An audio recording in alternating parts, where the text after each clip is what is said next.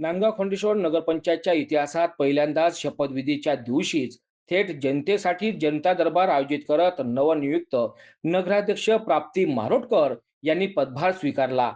नगरपंचायतच्या जनतेतून निवडून आलेल्या पहिल्या महिला नगराध्यक्ष म्हणून प्राप्ती मारोटकर यांनी नागरिकांच्या समस्या ऐकून घेण्याकरिता जनता दरबार हाच आमचा पदभार असा स्पष्ट संदेश दिला. या जनता दरबाराला शेकडो नागरिकांची मोठी गर्दी झाली होती. यावेळी तब्बल 487 नागरिकांनी आपली तक्रारी लेखी स्वरूपात नगराध्यक्षाकडे सादर केल्या. शहरातील नाले, साफसफाई, दैनंदिन स्वच्छता, पाणी पुरवठा, पथदिवे तसेच घरकुल योजनेशी संबंधित अनेक मूलभूत समस्या नागरिकांनी मांडल्या.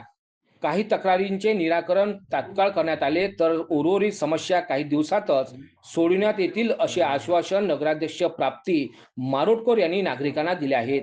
या दरम्यान मालकी हक्काच्या जागा असलेल्या 107 लाभार्थ्यांना पंतप्रधान आवास योजनेअंतर्गत घरकुल बांधकाम परवानगीचे पत्र वाटपही करण्यात आले. या लाभार्थ्यांना आकारण्यात येणारे 5,000 रुपयांचे बांधकाम शुल्कही यावेळी माफ करण्यात आले. भोगवटधारक नागरिकांबाबत शासन स्तरावर पाठपुरावा करून सभापती, नगरसेवक, मुख्याधिकारी निवृत्ती भालकर यांच्यासह नगरपंचायतीचे अधिकारी कर्मचारी उपस्थित होते.